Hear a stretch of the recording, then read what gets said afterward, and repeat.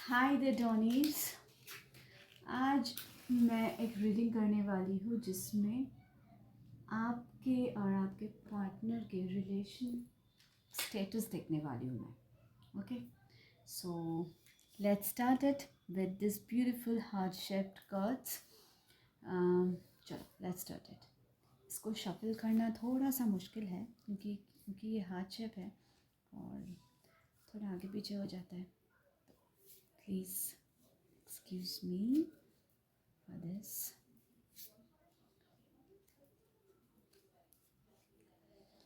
Okay.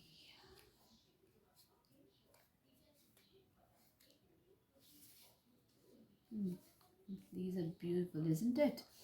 Chalo, let's start it. Please interested me.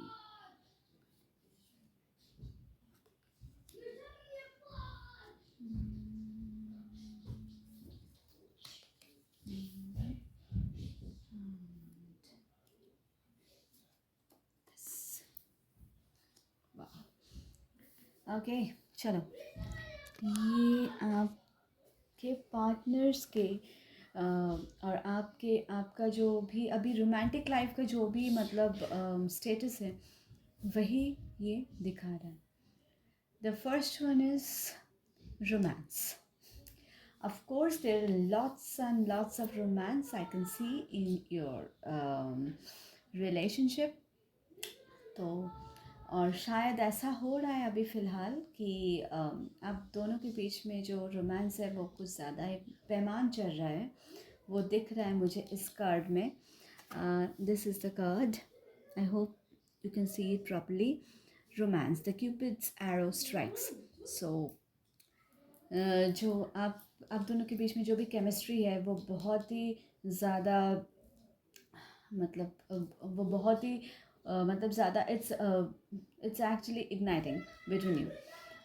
तो ये है first card. The second card is power. You instinctively know what is right for you and you have the power to say no or to walk away at any time. ये card जो है ये उनके लिए resonate कर रहा है जो कि जो अभी इस सिचुएशन में है कि ये नहीं समझ पा रहे हैं कि आपके जो ये नहीं समझ पा रहे कि आपको आपके रिलेशन में रहना चाहिए ये और यू शुड वर्क आउट. तो एंजल्स का यही कहना है कि पावर आपके हाथ में है.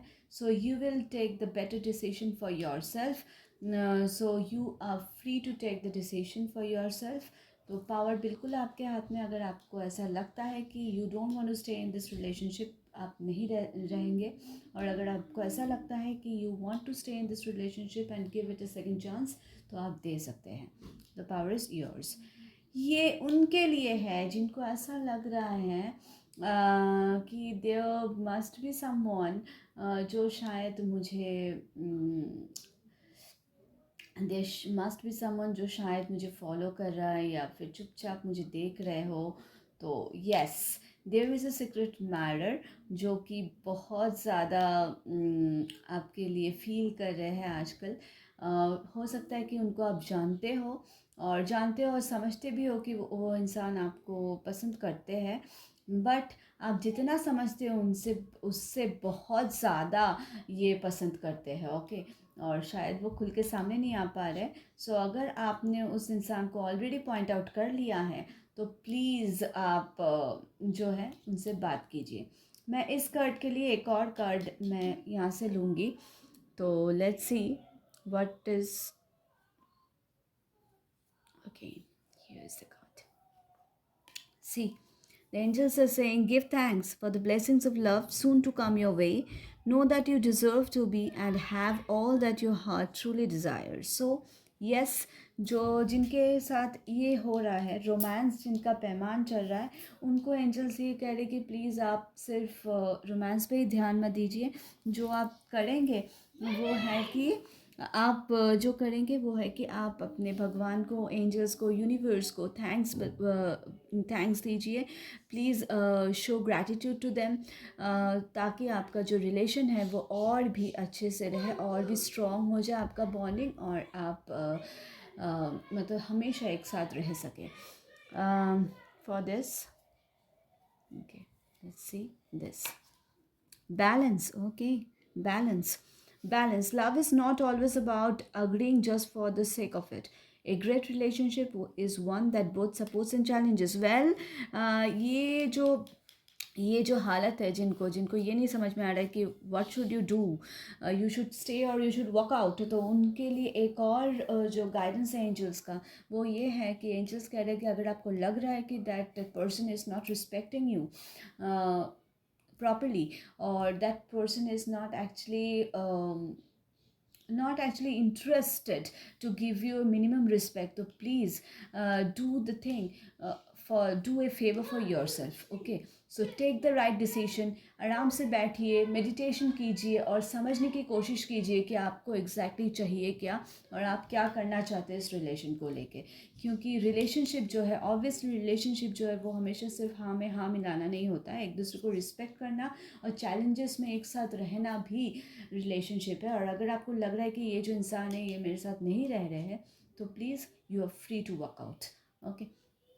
And the last one, let's see, which one should I take? Okay, let's take this. Let's see. Look deep within your heart and you will feel my love. My love for you is as deep as the ocean. Excellent. इतनी अच्छी balancing card, really. Secret admire जो है उनका not actually interested to give you a minimum respect, so please do the thing, do a favor for yourself, okay? So take the right decision, आराम से बैठिए, meditation कीजिए और समझने की कोशिश कीजिए कि आपको एग्जैक्टली चाहिए क्या और आप क्या करना चाहते हैं इस रिलेशन को लेके।